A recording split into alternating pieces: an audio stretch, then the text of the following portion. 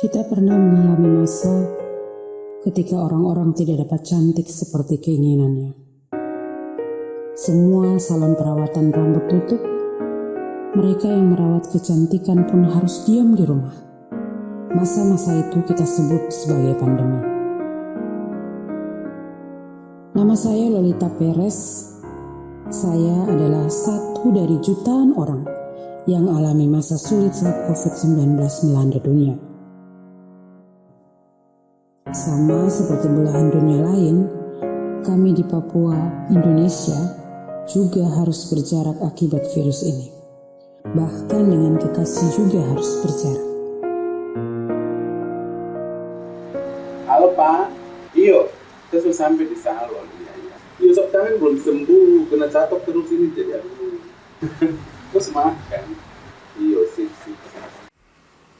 Bersyukur suatu hari pemerintah menggalakkan vaksinasi. Tapi kami juga harap-harap cemas bagaimana vaksin ini dapat mencakup semua orang. Kami merasa ada jalan terjal yang dihadapi vaksinasi di Papua. Seperti saya, transpuan lainnya juga banyak yang tidak memiliki kartu tanda penduduk. Di luar kami, ada juga pekerja seks perempuan yang sulit dijangkau vaksin. Belum lagi teman-teman disabilitas. Tapi Devni mau vaksin. Kenapa? Kenapa tidak mau vaksin?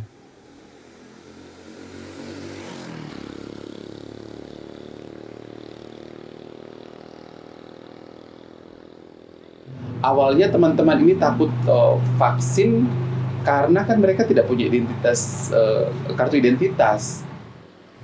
Kita ini transpuan ya.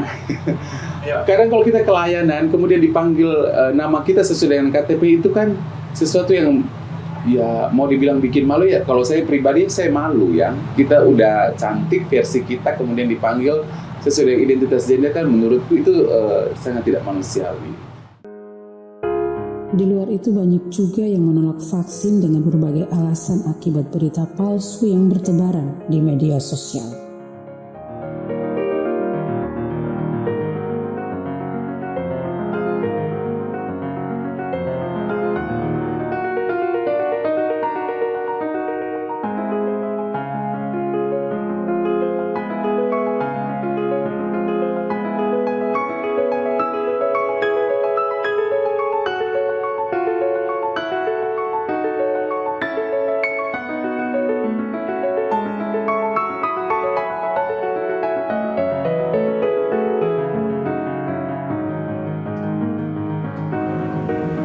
Tidak semua tamu tuh buat nyaman. Ada beberapa tamu yang saya rasa nyaman itu karena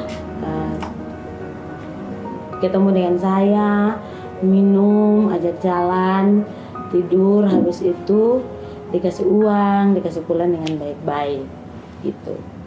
Sempat tamu kan ada tanya, aku sudah vaksin atau belum? Jadi kan awalnya tuh ada kayak isu yang teman perempuan yang sampai dia ada buka kayak buang di TikTok kalau tidak salah, waktu itu saya nonton, dia sampai kasih masuk fotonya yang dari badannya bagus, setelah vaksin badannya langsung turun dan dia memang berubah sekali. Sampai di dalam rumah pun juga om di rumah tuh larang untuk semua yang di dalam rumah tidak boleh terlibat dengan vaksin. Untuk melawan masalah ini, berbagai pihak pun bersuara. Mereka satu suara mengkampanyekan vaksinasi untuk semua kalangan. Kadang-kadang mama dipukul, terus mama diusir, tidak boleh datang berikan informasi di sini.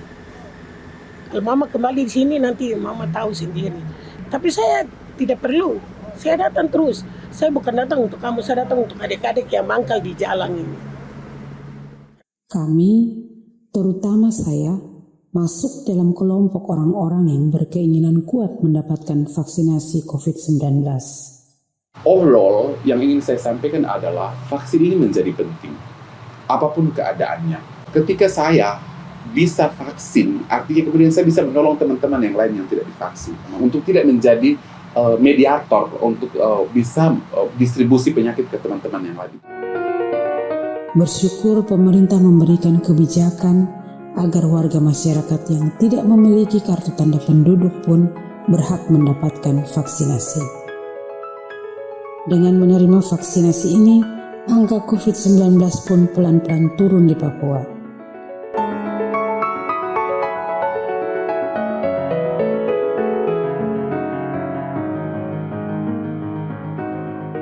Tapi namanya saja puskesmas, kita tidak akan bekerja dengan sendirinya.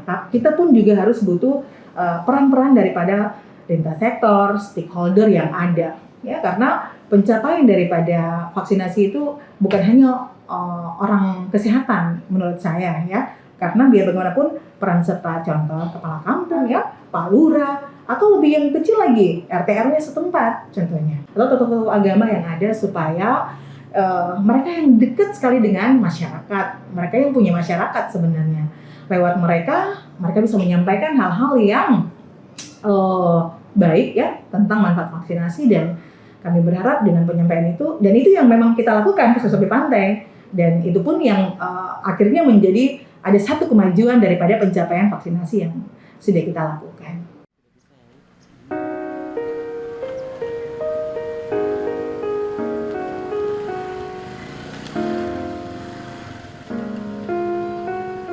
Kami semua senang. Semua bisa berjumpa dan bertegur sapa tanpa ketakutan seperti di kala itu. Beta bukan bantal pulus yonyonge, kau suka sepuluh sana kamari. Beta juga punya rasa nyong aling,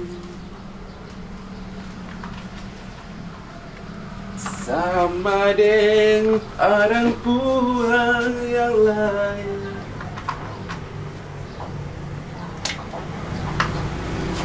Cok, terang benderang menurut.